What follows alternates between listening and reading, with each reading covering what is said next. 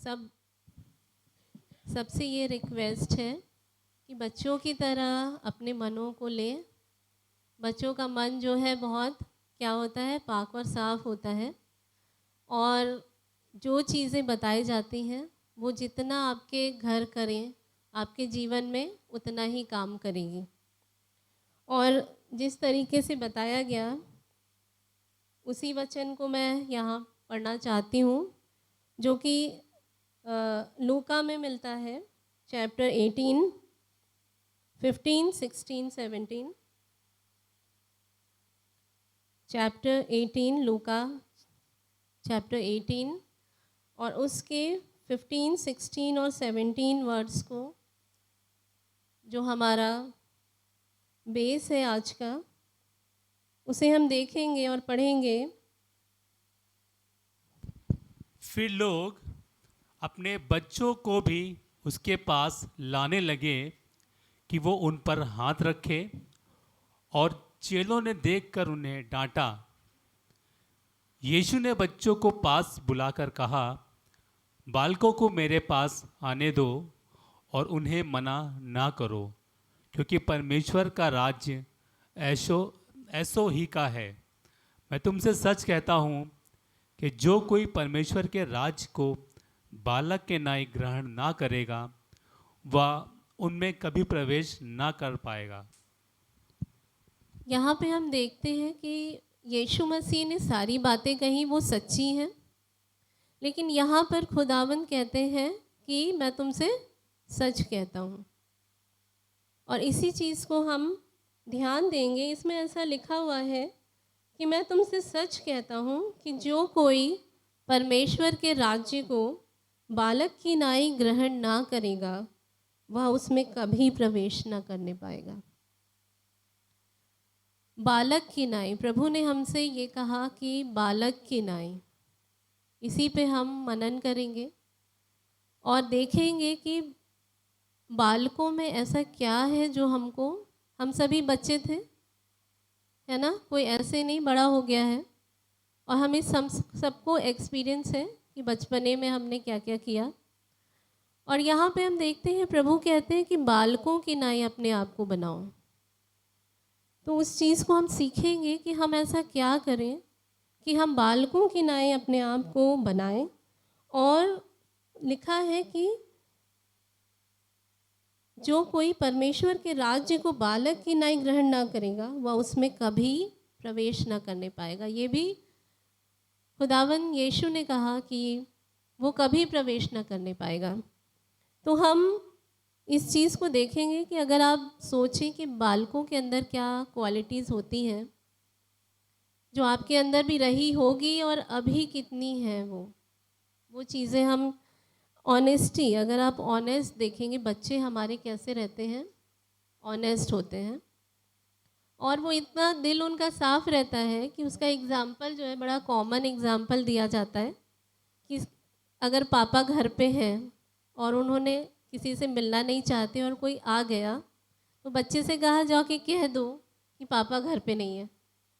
तो बच्चा क्या बोल रहा है जाके, पापा कह रहे हैं कि पापा घर पे नहीं है ना। इस तरीके से बच्चा इतना ऑनेस्ट होता है कि वो नहीं समझ पाता, और जितना उसके मन में एक साफ उसका दिल है, वो उसी तरीके से बात करता है। लेकिन जैसे जैसे हम बड़े होते जाते हैं, हम लोग क्या करते हैं, चीज़ों को छिपाते जाते हैं, और जो ऑनेस्टी है वो क्या होती है, हमारी कम होती जाती है। बच्चों की तरह हमें सीखने की, बच्चों के अंदर क्वालिटी होती है लर्निंग। क्या हम ये चीज़ सोचते हैं कि हम बहुत कुछ सीख गए हैं, अभी हमें सीखने की ज़रूरत नहीं है, हम बहुत कुछ सीख चुके हैं, हमें सब आता है। लेकिन हमें परमेश्वर की बातों को, खुदा के लोगों की बातों को सीखने की ज़रूरत है, वचन से सीखने की ज़रूरत है। और मुझे लगता है कि सारी ज़िंदगी हमें सीखने की ज़रूरत है। ये एक बच्चों की क्वालिटी है, डिपेंडेबिलिटी। बच्चा क्या होता है, अपने माता पिता पे डिपेंड रहता है। हम कितना डिपेंड करते हैं। प्रभु ने कहा कल की चिंता मत करो, कल का दिन अपना आप देख लेगा, आज का दुख आज के लिए बहुत है। प्रभु ने कहा है, लेकिन फिर भी हम लोग क्या करते हैं, चिंता में लगे रहते हैं। तो एक चीज़ है जो हमें क्या करना है, खुदा के ऊपर डिपेंडेबिलिटी, उसके ऊपर हम कितने अपने आप को डिपेंड बनाते हैं, हमें ये बच्चों से सीखने की ज़रूरत है। काइंडनेस, बच्चों का जो बच्चे बोलते हैं, बच्चे जैसा व्यवहार करते हैं वो बहुत काइंड होता है, हम सभी को अच्छा लगता है। हम चाहते हैं कि हम बच्चों से बात करें, अपने बच्चों से बात करें, उनसे देखें वो क्या कहते हैं। उसी तरीके से हमें क्या करना है, लोगों के बीच में रहना है और एक काइंडनेस हमारे जीवन में होनी चाहिए कि लोग कह सकें कि हाँ, ये लोग अलग लोग हैं, ये खुदा के लोग हैं। फ्री ऑफ वरीज, कोई टेंशन नहीं होता है। अगर आप बच्चे को अपने साथ अगर देखा होगा, माँ या उसका पिता उसके साथ होता है तो बच्चा फ्री होता है। वो ये नहीं सोचता कि मुझे क्या मिलेगा क्या नहीं मिलेगा, मैं क्या रहूँगा क्या नहीं रहूँगा, और हर चीज़ के लिए वो क्या करता है, अपने पेरेंट्स पे डिपेंड रहता है। उसी तरीके से खुदा चाहते हैं कि हम भी क्या करें, खुदा के ऊपर डिपेंड रहें। और इसी के साथ मैं एक वचन मैं आपको ले चलूँगी जो कि यूहन्ना 3:3-5 लिखा हुआ है यहाँ पे, और हम उसका 3rd वर्स ही पढ़ेंगे। यूहन्ना 3:3-5। उत्तर दिया, मैं तुझसे सच कहता हूँ, यदि कोई नए सिरे से ना जन्मे तो परमेश्वर का राज्य देख नहीं सकता। जी, यहाँ पे प्रभु ने कहा कि कोई नए सिरे से ना जन्मे, और निकोदेमुस आया था जो कह रहा था कि मैं क्या करूं कि मुझे जीवन मिल जाए, जो हमेशा का जीवन है वो कैसे मिले। तो यीशु मसीह ने उससे कहा कि नए सिरे से यदि कोई ना जन्मे तो परमेश्वर के राज्य में प्रवेश नहीं कर सकता। नए सिरे से जन्मने का क्या मतलब होता है, अगर हम आगे भी देखेंगे तो लिखा हुआ है कि जब तक कोई मनुष्य जल और आत्मा से न जन्मे तब तक वह परमेश्वर के राज्य में प्रवेश नहीं कर सकता। यहाँ पे साफ साफ लिखा है कि हमें क्या होगा, और बहुत लोग हम में से जो हमारी कलीसिया है, बहुत लोग इस चीज़ में जल और आत्मा से वो जन्म ले चुके हैं, उन्होंने खुदा को ग्रहण किया है, पर हमें खुदा के साथ साथ चलने की ज़रूरत है। जैसे कि वचन में बहुत सारे लोगों के बारे में लिखा हुआ है, उसी तरीके से हमको भी क्या करना है, परमेश्वर के साथ साथ चलना है। और इसमें कुछ चीज़ें हैं जो हमको अपने जीवन में ज़रूर से अपनानी है और ज़रूर से उसको पूरा करना है, जो कि कुछ चीज़ें मैं आपके सामने बताऊंगी, जो कि मैथ्यूज़ चैप्टर 5 और उसका 8वें वचन में लिखा है। 8th वचन वर्स निकालेंगे, मैथ्यूज़ चैप्टर 5 उसका 8।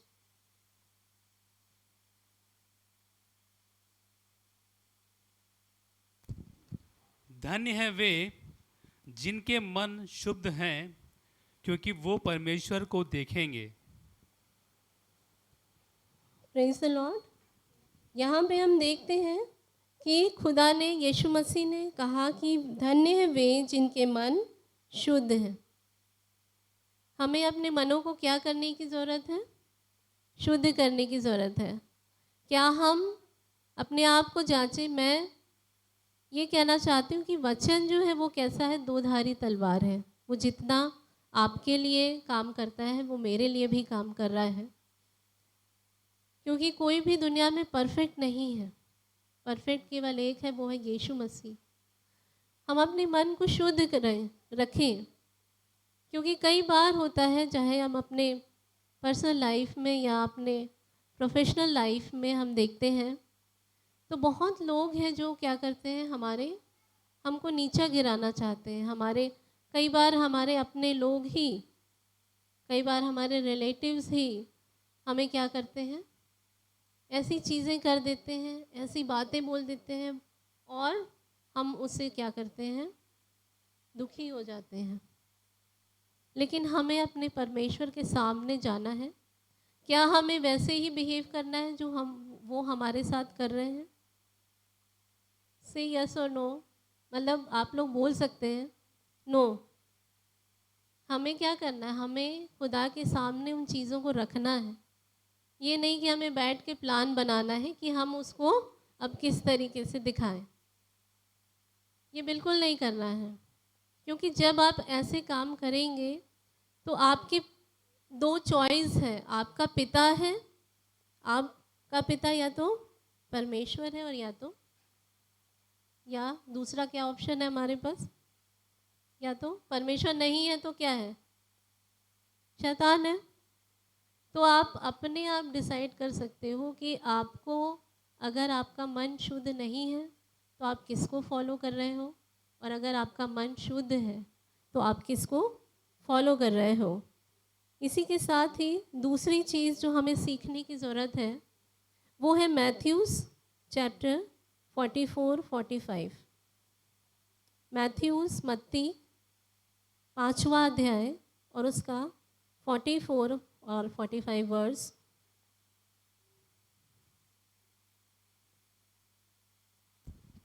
परंतु मैं तुमसे ये कहता हूँ कि अपने बैरियों से प्रेम रखो और अपने सताने वालों के लिए प्रार्थना करो, जिससे तुम अपने स्वर्गीय पिता की संतान ठहरोगे, क्योंकि वो भलों और बुरों दोनों पर अपना सूर्य उदय करता है और धर्मियों और अधर्मियों दोनों पर मेंह बरसाता है। यहाँ पर परमेश्वर ने क्या कहा कि अपने बैरियों से प्रेम रखो। ऐसी ऐसी बात खुदा क्यों करते हो? हम नहीं कर सकते, है ना? प्रभु ने कहा सिद्ध बनो। हाँ, हम लोग के लिए बहुत मुश्किल है, क्योंकि जो चीज़ें नहीं दिखती हैं वो चीज़ें जो दिखती हैं उनसे बहुत बड़ी होती हैं। प्रेम जो है वो दिखता नहीं है। हम लोग जब, क्योंकि हम मेडिकल लाइन में हैं, तो ऑब्जेक्टिव और सब्जेक्टिव हम लोग असेसमेंट करते हैं, तो उसी में हम सिखाते हैं कि जो दिखता है और जो पेशेंट कहता है वो भी आपको असेस करना है। तो जो चीज़ें नहीं दिखती वो है प्रेम, लेकिन उसको हम महसूस कर सकते हैं। सबने किया है, महसूस किया है प्रेम।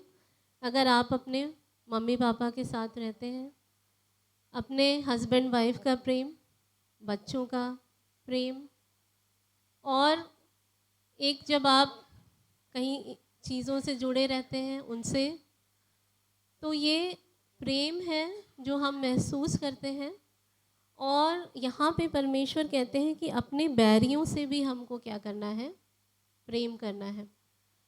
बहुत बड़ा एग्जाम्पल हम हमेशा इस चीज़ को देखते हैं जब हम ईस्टर सेलिब्रेशन करते हैं, और उसमें गुड फ्राइडे जब हम देखते हैं तो उसमें पहला वचन ही प्रभु ने क्या कहा था? दूसरों को माफ़ किया। उन्हीं लोगों को माफ़ करने को कहा जिन्होंने उनको क्रूस पे चढ़ाया था। मुझे नहीं लगता कि उससे ज़्यादा जो है दुख किसी ने किसी को दिया होगा, या हमें भी किसी ने दिया होगा। लेकिन हमको जो है वो दूसरे से तभी भी प्रेम करना है, ये ना सोचते हुए कि वो हमारा क्या होगा, फ़ायदा होगा, हमारा क्या नुकसान होगा। आजकल लोग ये भी है कि प्रेम इस तरीके से करते हैं कि वो चाची आएगी तो हमें ऐसा गिफ्ट मिलेगा, तो हम उनके साथ बहुत अच्छे से हैं। लेकिन वो मौसी आएगी या वो आंटी आएगी तो वो ऐसा हमारे साथ करेंगी, तो हम उनसे उस तरीके से बिहेव करते हैं। तो हमेशा हमें कैसे करना है? दूसरों से, बैरियों से। इवन हमने इसमें देखा कि परमेश्वर ने कहा कि उन लोगों से भी प्रेम करना है। आज अपने आप को चेक करें। सिर्फ यहाँ पे मैंने आपको बहुत सारी चीज़ें बताई, और चीज़ों को आपको देखना है, चेक करना है अपने आप को कि क्या हम उन चीज़ों को कर रहे हैं कि नहीं, क्या हम अपने बैरियों से प्रेम कर रहे हैं कि नहीं। क्या हम अपने मनों को शुद्ध कर रहे हैं कि नहीं। क्योंकि अगर हम सिर्फ कहते रहेंगे और कुछ नहीं करेंगे तो क्या होगा, हमारा ही नुकसान होगा।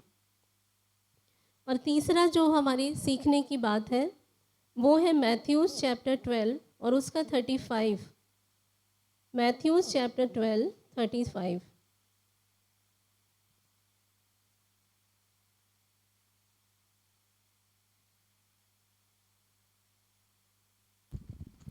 भला मनुष्य मन के भले भंडार से भली बातें निकालता है और बुरा मनुष्य बुरे भंडार से बुरी बातें निकालता है। यहाँ क्या कहा जा रहा है कि भला मनुष्य भले भंडार से क्या बातें निकालता है, भली बातें निकालता है, और बुरा मनुष्य क्या होता है, बुरी ही बातें निकालता है। अगर आप इसको कभी आपने रियलाइज़ किया होगा तो कभी करके देखिएगा। और आगे ये भी लिखा हुआ है कि एक अच्छा पेड़ उसके फलों से जाना जाता है और एक बुरा पेड़ उसके फलों से ही जाना जाता है। और अगर आप अच्छे पेड़ बनना चाहते हैं, जैसे कि और भी मैंने कहीं एग्जाम्पल दिया कि एक एप्पल का पेड़ है तो वो क्या करेगा, सेब ही देगा, है ना।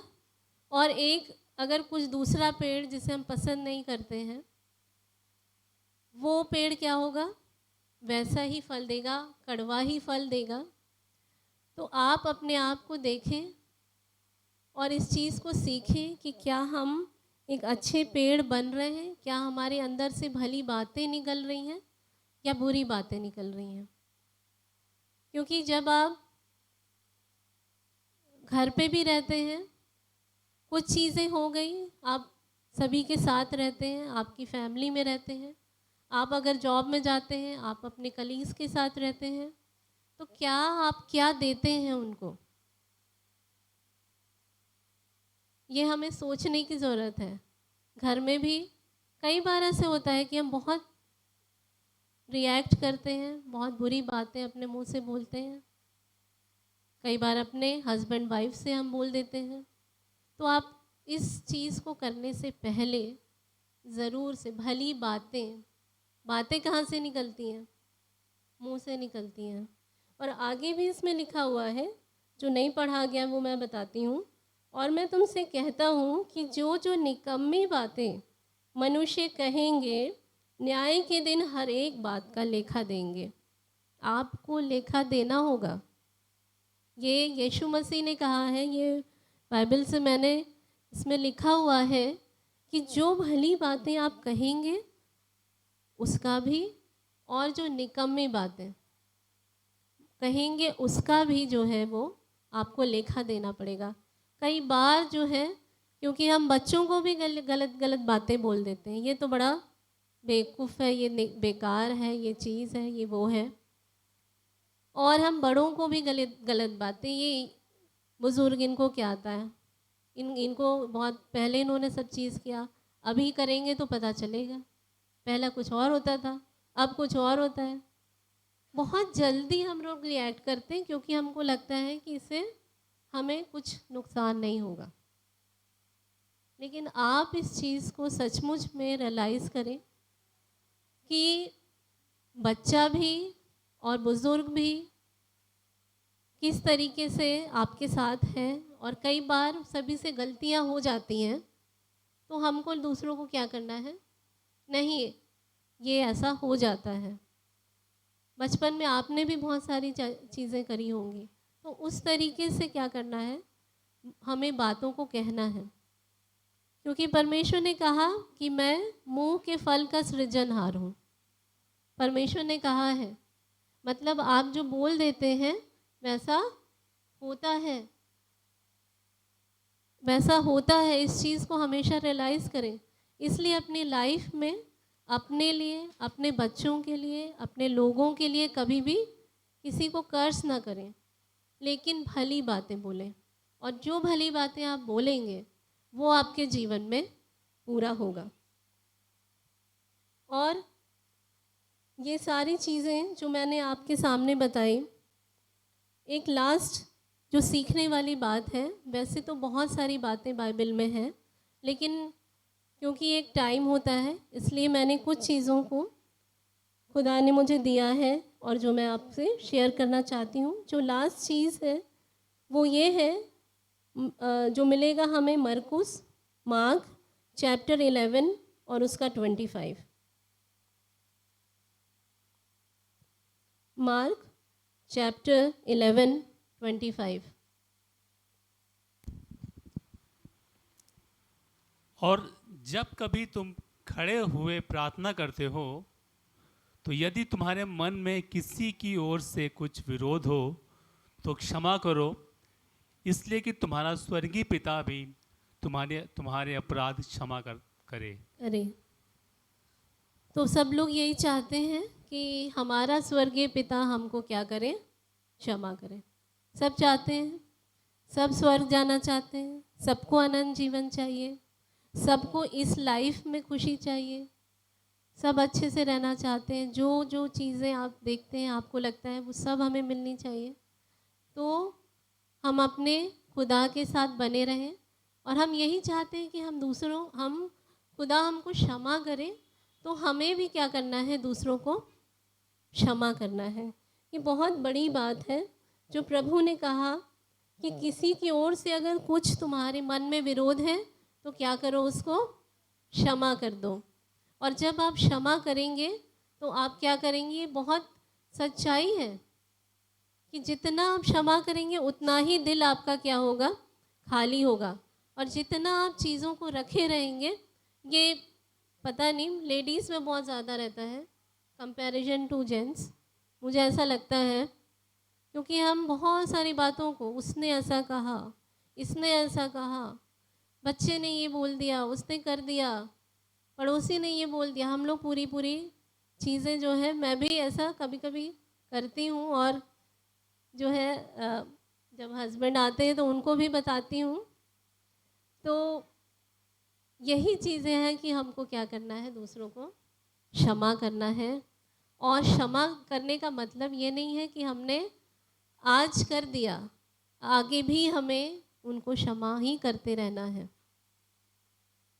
ये बहुत बड़ी और बहुत गहरी बातें हैं जो कि आपको कभी दिखाई नहीं देती हैं, लेकिन ये हमारे जीवन में बहुत ज़रूरी है। और आगे मैं और भी चीज़ें आपको बताना चाहती हूँ कि अगर आप ये सारे काम करेंगे तो आप क्या करें, क्या ठहरेंगे, अपने परमेश्वर की संतान। और आगे मैं चीज़ों को बताऊंगी जो कि चैप्टर इसमें यूहन्ना 9 और उसका 31 वर्स में लिखा हुआ है। यूहन्ना 9:9-31।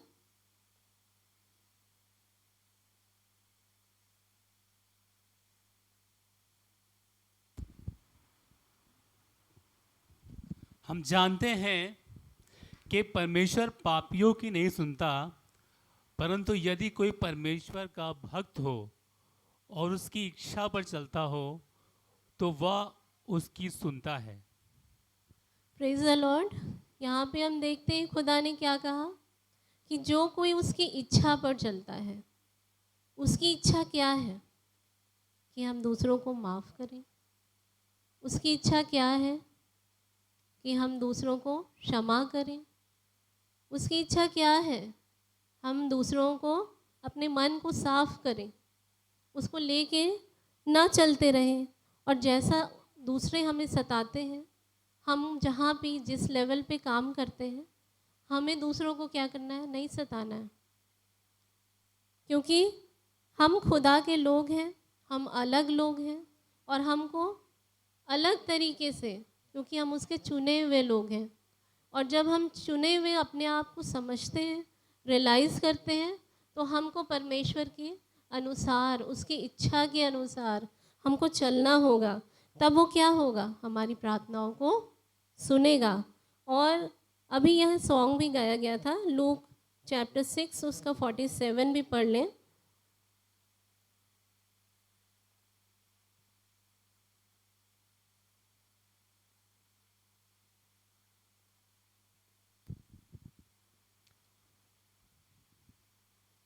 लूक जो कोई मेरे पास आता है 6 का 47, चैप्टर 6 का 47।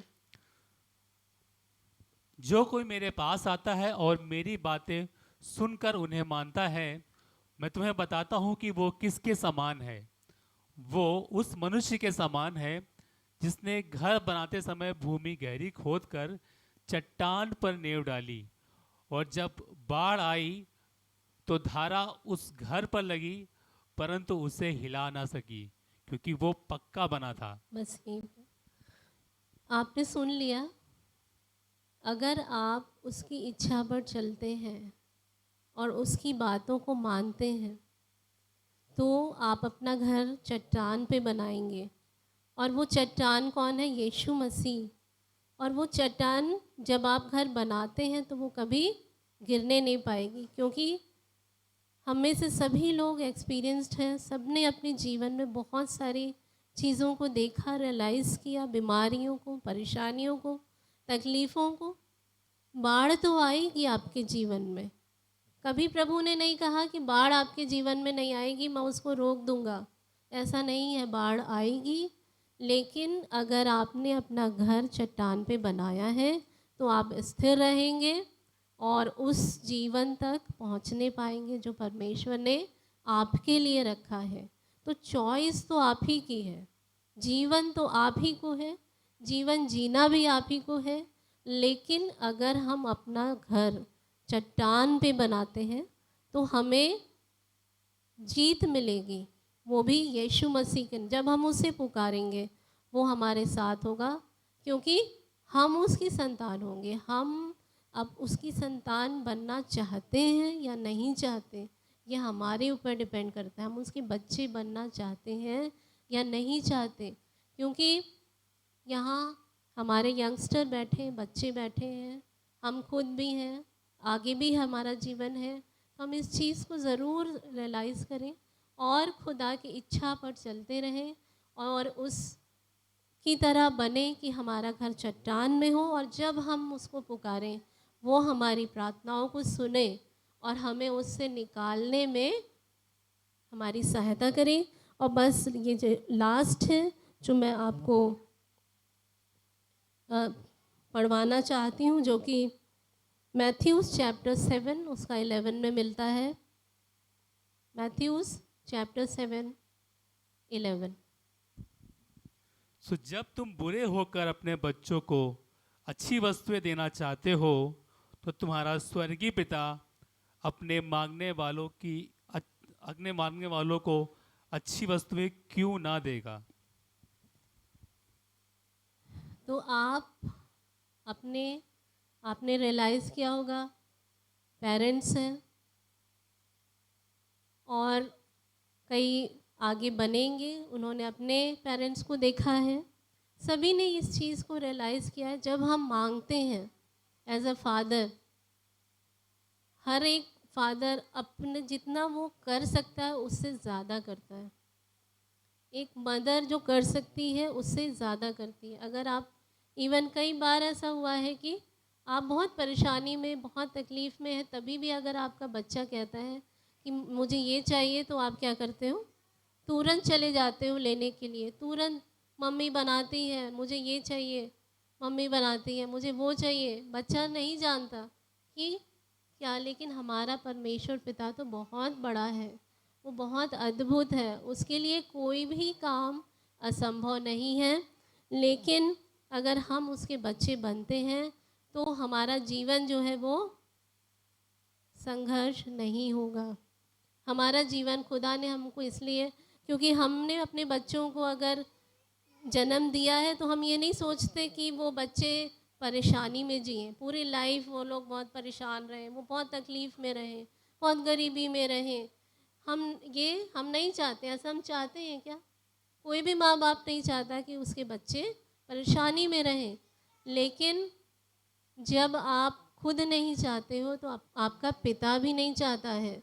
वो आपको बेस्ट चीज़ें देना चाहता है, और जब वो देता है तो ऐसी चीज़ें देता है जो हम सोच भी नहीं सकते, क्योंकि वो बहुत महान, बहुत अद्भुत युक्ति करने वाला परमेश्वर है। कई बार जो है हम लोग इस चीज़ को रियलाइज़ नहीं कर पाते। कई बार हम लोग सोचते हैं कि अरे ये बीमारी तो जाती ही नहीं है, अरे ये हमने ऐसा मांगा था, देखो हमको अभी तक मिला ही नहीं, अरे 15 साल हो गए अभी ऐसी चीज़ें चल रही हैं। लेकिन आज हमें ये सीखने की ज़रूरत है कि हमारा खुदा हमसे क्या चाहता है। अगर आप इन सारी चीज़ों को मानोगे और उसके रास्तों पे चलते रहोगे, तो वो परमेश्वर आपके आगे आगे चलने वाला परमेश्वर है। जैसे इज़राइली कुड़कुड़ा रहे थे, बुड़बुड़ा रहे थे, और परमेश्वर ने जो 11 दिन का रास्ता था, वो 40 साल का रास्ता बन गया। तो हमें उसको सीखने की ज़रूरत है कि अपने लाइफ में हम बुड़बुड़ाएँ नहीं, चिड़चिड़ाएँ नहीं, दूसरों पे चीज़ों को ना करें ऐसा वैसा, लेकिन पूरी तरीके से अपने आप को खुदा के सामने लाएं और उससे कहें कि प्रभु, हर बात में आपकी ही अगुवाई, अपने जीवन में हर डिसीजंस में आपकी ही अगुवाई और आपका साथ। और तब आप देखेंगे कि आपकी जो लाइफ है वो संघर्ष नहीं रहेगी, आपकी लाइफ खुशी से, आनंद से और विश्राम से भर जाएगी। और जैसा प्रभु ने कहा भी नीति वचन में कि तू अपनी समझ का सहारा ना लेना, वरन संपूर्ण मन से यहोवा पर भरोसा रखना, तब वो तेरे लिए क्या करेगा, सीधा मार्ग निकालेगा। तो सीधा मार्ग तो वो निकालने को तैयार है, लेकिन क्या आप उसकी सुनने को तैयार हैं और क्या आप उसकी बातों पे चलने को तैयार हैं? ये अब आपको सोचना है और आपको डिसीजन लेना है। Praise the Lord.